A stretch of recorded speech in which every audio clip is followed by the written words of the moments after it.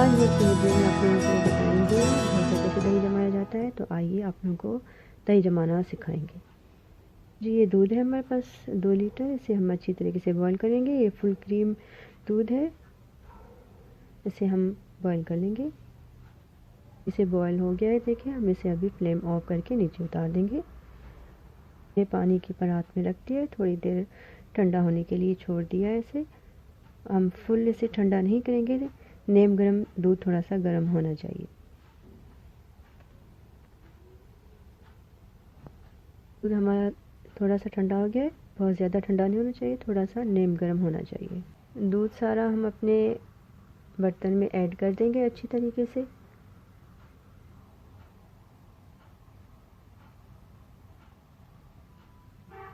Add करने के बाद फिर हम एक प्याली में दही लिया था, दही में थोड़ा सा पानी डाल के इसे पतला सा बना दिया था, और इसमें हम 1.5 टेबल स्पून ऐड कर देंगे और फिर इसको अच्छी तरीके से ढक देंगे।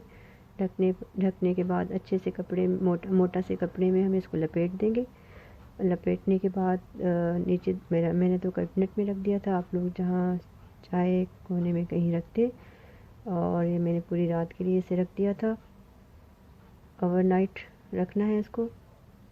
बहुत मज़े का और ज़बरदस्त दही जम जाएगा। जी जनाब, देखते हैं दही को, चेक करते हैं कैसा जमा है। ये देखें, दही हमारा बिल्कुल जम चुका है। इसे चेक करते हैं, निकाल के दिखाते हैं आप लोगों को।